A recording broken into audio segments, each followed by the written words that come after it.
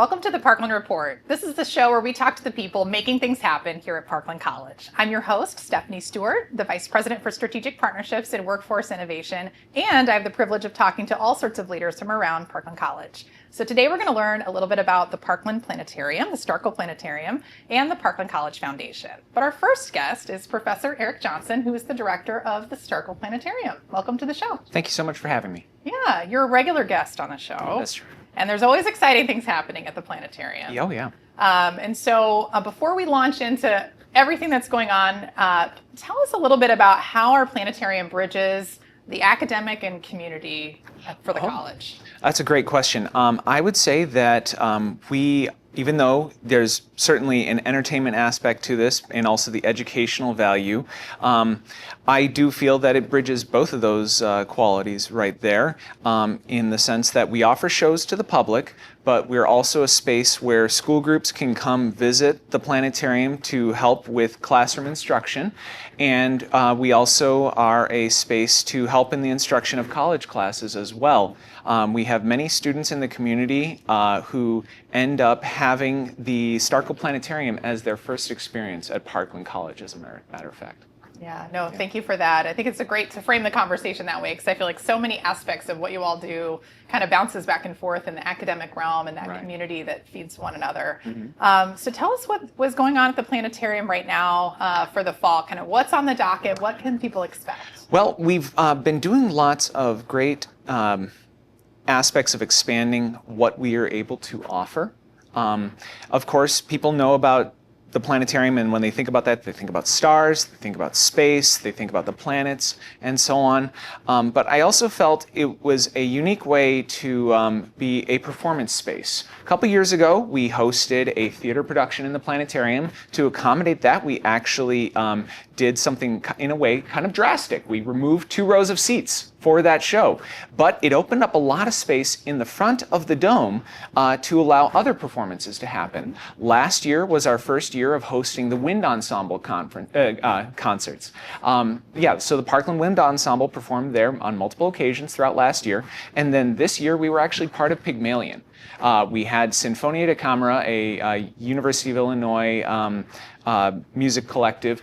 They came and gave performances on the last day of the festival very recently.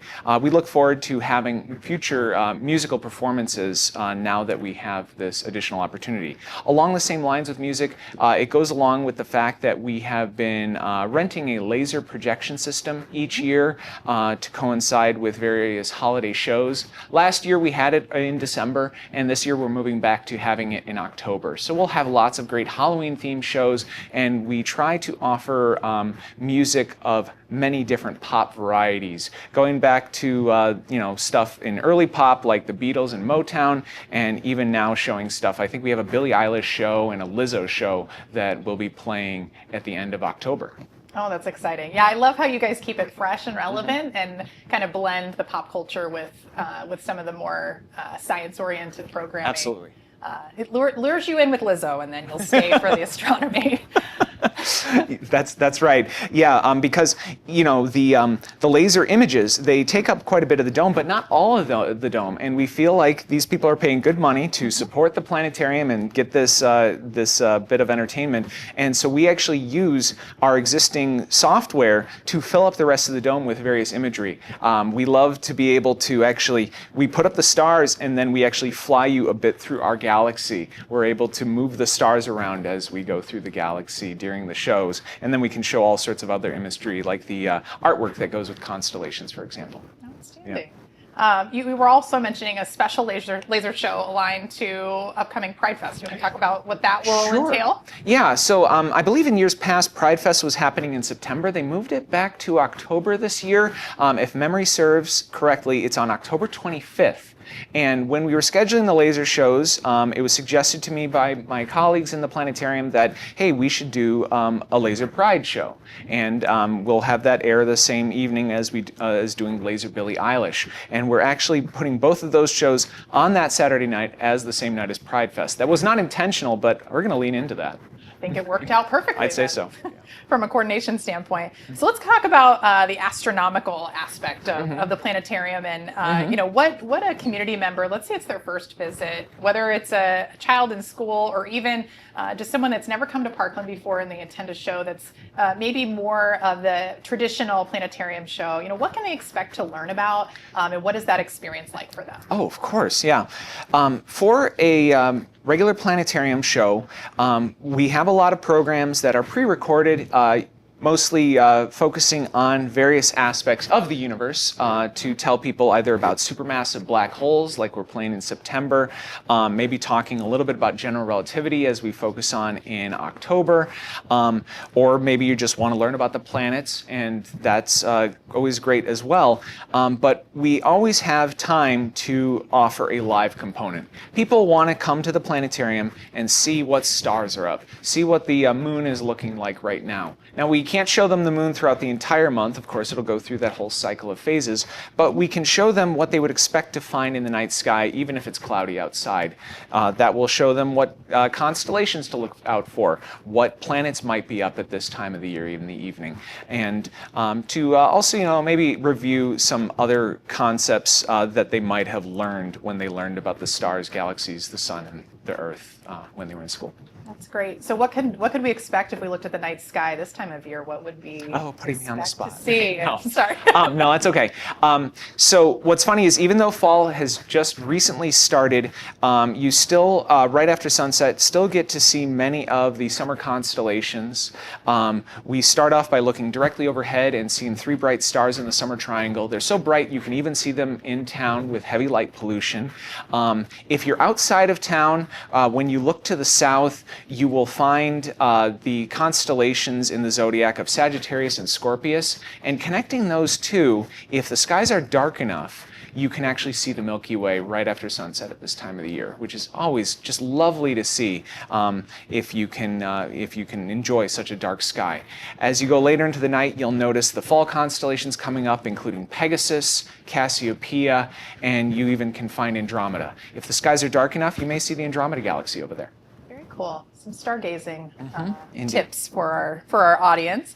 And I think another really interesting part of the programming over the years is the Kaler Lecture Series. So can you share a little bit about what our audience could expect from that series this year?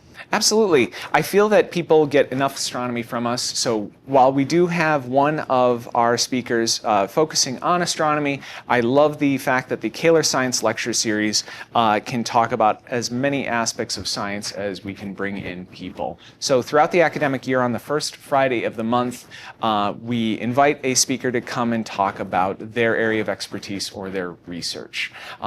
We've brought in meteorologists to come and show their storm chasing videos in recent past, and he will actually come in the spring. We have engineers coming to share very cool things where they're designing satellites to observe the Earth to better model how water moves through the environment to prevent flash flooding. That will be our speaker in early October. We also, in fact, even showcase community college student researchers. We have the college has a professor, Chelsea Lloyd, who leads a research experience for undergraduates program where they do some microbiology work, and a couple of them will be coming to give a talk about what they did throughout the summer with that research in November. Oh, that's exciting. Yeah, I know some of the past students have been engaged in other ways on campus. So a past student trustee, and I think maybe a future student trustee is sounds about right. In the mix. So a very exciting opportunity. And just sort of a last question too, just going more to the academic side for our students that are really interested in astronomy or really just a STEM field in general. What are the course offerings for students that are interested in that track and they want to start here at Parkland? What does that look like for them?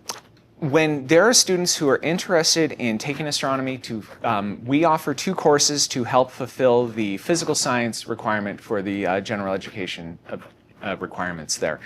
So Astronomy 101 focuses entirely on the solar system. So there is learning about those motions in the sky that we see, learning about lunar phases, learning about the planets and the sun and the Earth, how they all relate to each other, how we could possibly see that connection to the exoplanets that are being discovered every single day. In Astronomy 102, we focus on stars and galaxies and the cosmology of the universe going back to the Big Bang. So students can get a conceptual study of all those things. There are lab components to those classes as well, but I feel they're very manageable for students. We've got a small prerequisite for that. For students who are looking to major in astronomy or astrophysics, there's a little bit more complexity to those courses. They may be taking physics classes here and taking calculus here at Parkland, but there are certain astronomy introductory courses that are designed for majors that would only be offered at the university level, I have to admit. Yeah, no, that's a great information for students trying to navigate that space. Yeah. And so where can the community find information about what's going on at the Staerkel Planetarium? Well, we've got a much more simplified website address. The URL now is planetarium.parkland.edu. That can take you there to learn about the history of the planetarium, what sort of programs we have to offer, and what sort of options are available to you if you want to use the planetarium for either a field trip, a special event, a birthday party, or if you so desire, you can come in and get married in the planetarium. Oh. Yeah, we have weddings. Well, a romantic note to end on. Indeed. Well, Erik, thanks again for coming on the show and for all the great work that you do at the planetarium. Thanks again. All right, so we'll take a break, and when we come back, we'll talk to Danielle Wilberg, who is the new executive director of the Parkland Foundation.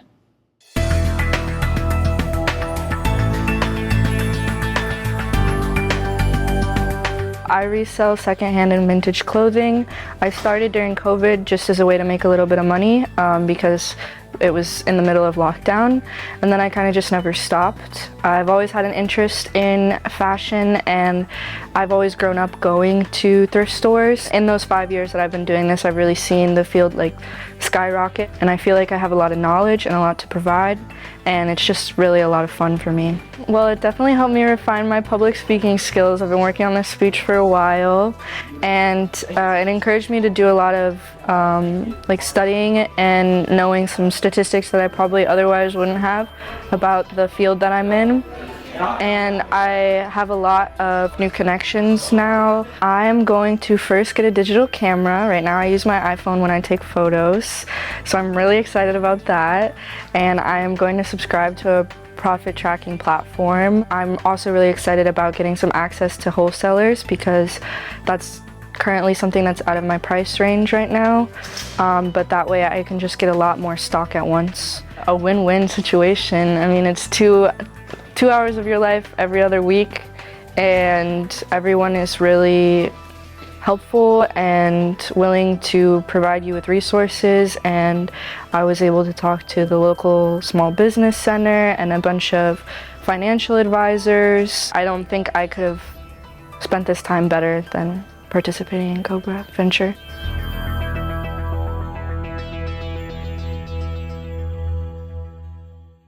Welcome back to the Parkland Report. Now we are joined by Danielle Wilberg. She is the new Associate Vice President for Development and Executive Director of the Parkland Foundation.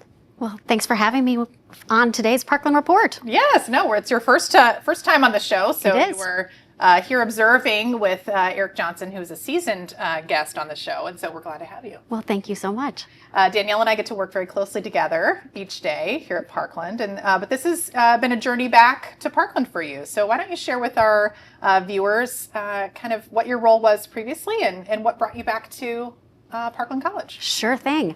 I've been in higher ed advancement for almost 20 years. So part of my experience actually was with Parkland. I was the Associate Director of Annual Giving and Alumni Relations, and I knew that I wanted to be in this role eventually, but I needed more experience. So I was able to do major gift work at Eastern Illinois University, and then I did corporate relations work at the University of Illinois with the School of Information Sciences, and got my master's. And then when the executive director role came up, I had as much information as I could get to be able to do this role. So That's right. yeah, it's been a great journey back, and I'm so happy to be back here at Parkland. We're glad to have you back. And at some point, Parkland comes calling. Lots of opportunities abound, whether as a student or an employee. And so great opportunities exist there.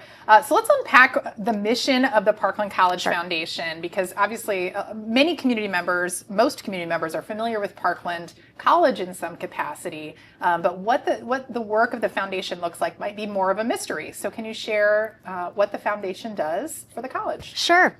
Our mission is really to work with the college to raise private funding so that we can maximize different types of support for all areas of the college. A lot of people think of scholarships as an easy way to give money, but we actually do a lot of additional fundraising. Program support, we do a lot of gift in kind work, and we work with businesses, we work with individuals, and we really try to find ways for people to feel like they can support the college in ways that are meaningful to them. So whether we're touring the new career exploration room, and we know that there's lots of businesses that would like to get new pipeline of students and workforce members through. So working with them to fund some different opportunities within those programs in the career exploration room. So there's all kinds of opportunities for businesses and individuals to get involved and privately support the college. And our job is to make that very easy. Great. Yeah. So you're the folks that are not afraid to ask for a donation, which I think is terrifying to probably 90% of the population out there. But we're grateful that you all do it. So you mentioned career exploration as a future project. What are some of the maybe other projects around the college that the foundation has been part of that have been maybe some of the more significant ones? Sure. We are actually in the middle of a campaign right now for our Institute of Aviation. It's a $3 million campaign. So we are really working on ways to bring former pilots and aviation industry experts into that campaign and privately support new fleet replacement for the aircraft, new simulators, all kinds of different things in that area. We've had different campaigns for the student union that was built, I think, 10 years ago, if I'm remembering my math correctly on what the years were. So there's various different ways that we've gotten involved to raise support for big campaigns, but we also want to work with places like the Planetarium. That's another place that we know that people want to support and give money to beyond just tickets or any other small scale. So we are looking for new ways to expand opportunities for people to be part of a giving structure within the college. And again, they can find things that are meaningful for them and that we can find ways to make that happen and support various areas. Yeah, I think that's what's really cool about Parkland is that we have so many different programs, more than 120 different academic programs, plus all of these cultural assets. And so it's sort of like you can definitely find an area of interest from an academic perspective, and then that can always translate later in life or even while you're with us at Parkland into a form of charitable giving to say, I want to fund, let's say, our Cobra Venture program or dental hygiene, whatever it might be your passion. I feel like we can find a connection point. And a lot of people think of private giving as really big dollars, and really $25 gifts are incredibly important also. So when you think about what fundraising looks like, some of it can be really big, and those are really fun to talk about. But the reality is most of our gifts are under $100, and that is what really makes the biggest impact here across the college. No, I appreciate you saying that, because I think some people think, well, I don't have enough to be a donor, and that totally puts that narrative on its head. Absolutely. A great time of year that I've found to give to the Parkland Foundation is during the Giving Day. And I know that that's not until the spring, but we won't see it here on this show till next fall. So tell our viewers, what is the Giving Day and how could they participate when the time comes? Yeah, this year actually our Giving Day is going to be on March 12th. It's going to be a nice big blowout. Hopefully we're going to have all kinds of special surprises as part of it, and tacked on with a new, really fun college-wide initiative that will be taking place. But it is just a way for anybody at any dollar amount to be part of the Giving Day. There's just lots of fun things. We'll probably do cookies and different little giveaways throughout the day. But it's a one specific day that you can participate any way that you want. Big gift, little gift, $1 goes a long way on those days. I know we did our first one a couple of years ago. A couple of years ago was probably 10 years. 2019, yeah, so we're getting there. And then it's grown ever since then. So we are looking for what the next iteration is going to be and really have a great time with that Giving Day and have a lot of fun on campus as well as off campus with bringing as many people together as possible. Yeah, no, that's wonderful. I think a lot of people will give to scholarships, and scholarships are so important because we're open access to our whole community. And so we do have a lot of students that rely on scholarships to make it through college, make it to the end of that associate degree so that they can either move on to a four-year institution or to into the workplace. So talk about what is that process if someone says, well, I should start a scholarship, Sure. maybe in honor of a loved one or something like that. What does that process look like from the foundation standpoint? Yeah, there's a couple of different ways that we do it within our foundation. If you're looking for something that's going to create a long-lasting legacy, usually somebody wants to make an endowment, and that is a minimum donation that you can really look at putting specific criteria towards. So whether it's we want to fund somebody in vet tech and they want minimum GPA of 3.0 or whatever that is, we work with donors in that regard. But we also work with donors who want to do a spend down, and maybe they just say, I want to do vet tech and I just want 3.0, and you can just put it out however you would like to. We also have a general scholarship fund that the Parkland Foundation is able to do that doesn't have strict criteria and is able to fund quite a few students. I think we funded 150 students through that general scholarship fund this past year. So it's also a really good way for us to reach students that maybe are still trying to figure out what program they want to be in, and that gives them an extra leg up as well. Oh, thank you for that. Yeah, and to hear the stories from students of that extra $500 or $1,000 made all the difference for them, either completing or having to drop out. And so absolutely, it's always heartening to hear. Something else that we've been talking about that is on some people's radar, but some people have never thought of it before, but is planned giving. So what is planned giving, and what can that look like for a donor that is thinking about incorporating that into their planning efforts? Sure. Yeah, planned giving is something that is a wonderful term, but doesn't actually say a whole lot. That's really as you're doing your estate planning for what happens when your life matures into whatever the next phase will be. It's a way either in wills or in real estate or however we want to do that. It is beneficiary for the college to receive those estate gifts. It's quite a way to have a legacy. Some of those, again, people think of $1 million estate gifts, and a lot of times it's not that much. We're looking at some different phases, so it doesn't really have to be anything super large if it's something that you're wanting to do and just leave a little bit of your estate or life insurance policy or whatever. There's a bunch of different ways that we can do that, and we're happy to talk through that individually. But it's a really easy way to create a legacy, and we recognize those in advance, so you don't have to mature to be able to be recognized in that regard. No, thank you for mentioning that. Yeah, because I think that looking creatively at the different ways that just people can get involved and show support, or again commemorate a loved one that maybe was touched by Parkland as well. Absolutely. And I think another aspect that we've been talking a lot about is corporate giving. And so our viewers maybe at their workplace might think, well, we should do something with Parkland, and how that idea goes from just an idea into action can happen through the foundation. So what does that corporate involvement look like? Absolutely.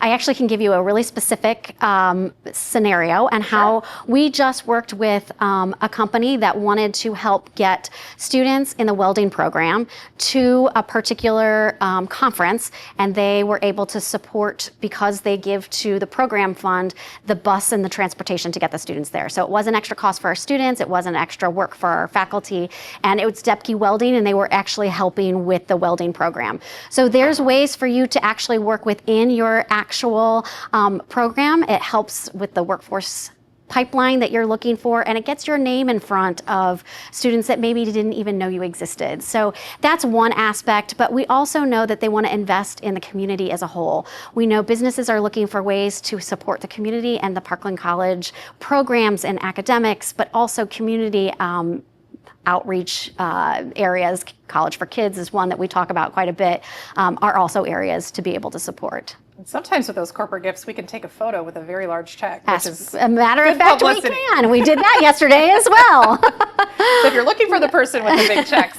It's Danielle Wilberg. Danielle, thank you so much for being on the show. Tell us where people can find information on how to give to the Parkland Foundation. Sure. It's parkland.edu/foundation. We're pretty easy to find. And if you ever just want to get a hold of us, foundation@parkland.edu is also a great way. We will get back to you immediately. Wonderful. Well, thank you very much. Thank you.